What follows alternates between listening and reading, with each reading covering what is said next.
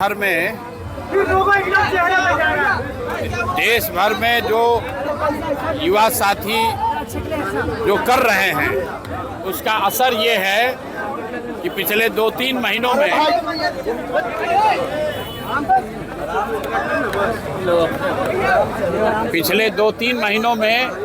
आप देश में लोकतंत्र की ताकत को देख रहे हैं। इसी बिहार में पिछले 3-4 वर्षों में जितनी बार कोई प्रदर्शन करने आया हो, चाहे समाज का कोई भी वर्ग हो, सब पर लाठी चली है। आज कम से कम लाठी चलाने से पहले सरकार या प्रशासन 2 बार सोच जरूर रहा है। ये लोकतंत्र की ताकत है और एक तरह से बेहतर बात है। छात्रों के जो जायज मांग हैं उस मांग को सरकार को मानना चाहिए, चाहे वो टीआरई का मामला हो या अन्य जो छात्रों के मामले हैं। छात्रों के इन मामलों को सरकार दबा नहीं सकती है और हमने ये पहले भी कहा है कि जो कुछ भी जंतर मंतर पर हुआ है वो वन ऑफ नहीं है।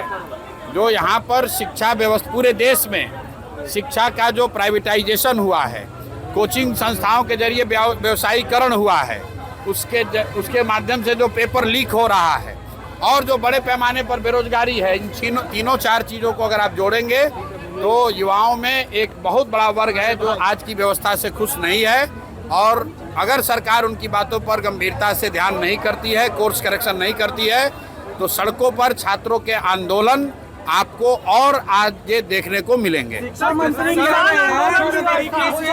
तेजस्वी यादव को कहना पहले 10वीं पास कर ले।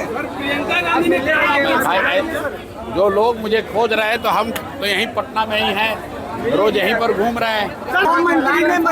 शिक्षा मंत्री ने बयान दिया है कि तेजस्वी पहले 10वीं पास कर ले, उसके बाद शिक्षा पे वो सुझाव देंगे बिहार सरकार। ठीक बात है।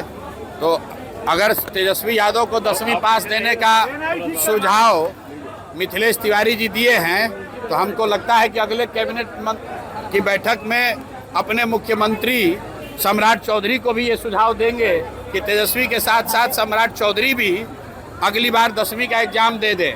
मैं तो बिहार की जनता की ओर से, पढ़े लिखे युवाओं की ओर से, उन सारे लोगों की ओर से आग्रह करूंगा कि यहाँ के नेता मुख्यमंत्री सम्राट चौधरी और विपक्ष के नेता तेजस्वी यादव दोनों आदमी अगली बार मैट्रिक का एग्जाम देकर पास हो जाए, ताकि यहाँ के लोगों का विश्वास हो कि भाई इनको ये मैट्रिक भी पास अपने दम पर कर सकते हैं। दोनों को अगली बार मैट्रिक का परीक्षा देना चाहिए।